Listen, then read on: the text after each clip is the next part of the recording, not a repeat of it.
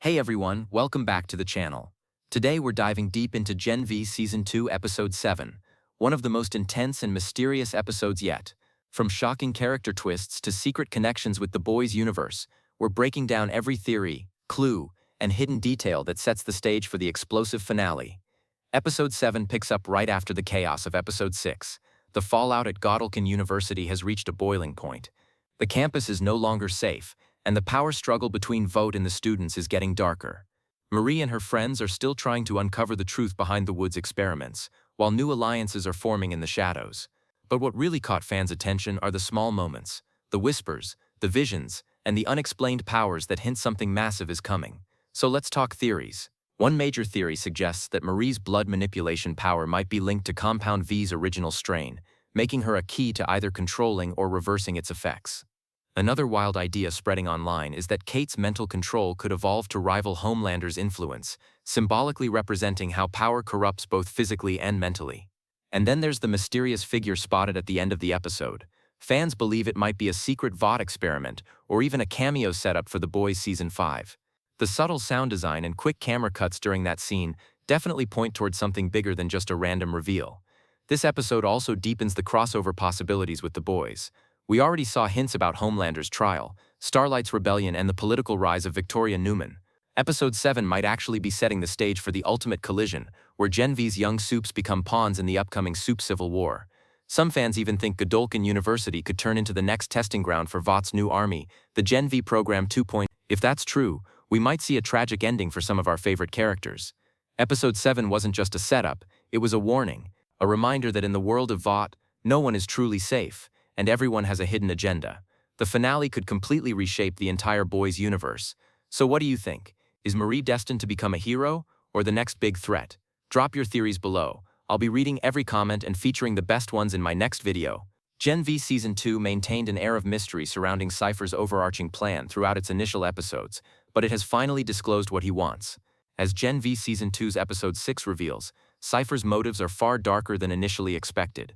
Dean Shetty was introduced as Gen V Season 1's primary villain, but by the time the installment concluded, she ended up dead.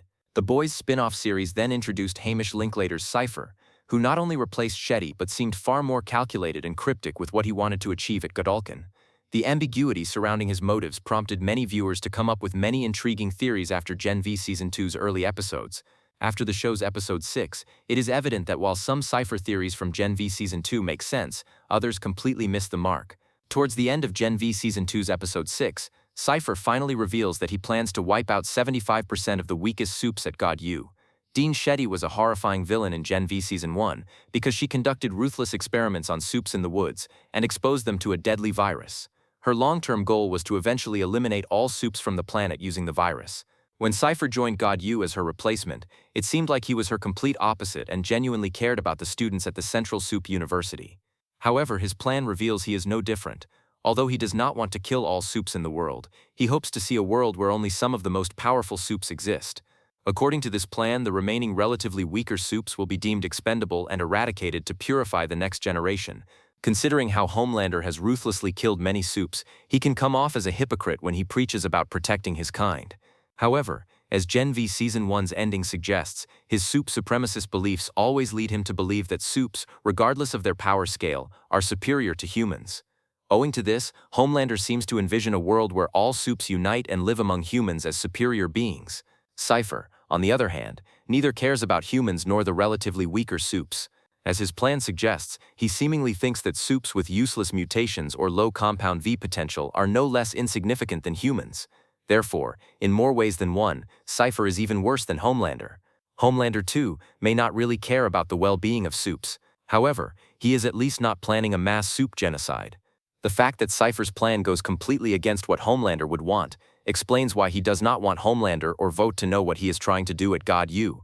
When Cipher talks to Polarity in Gen V Season 2 Episode 6's ending moments, he calls Marie the answer.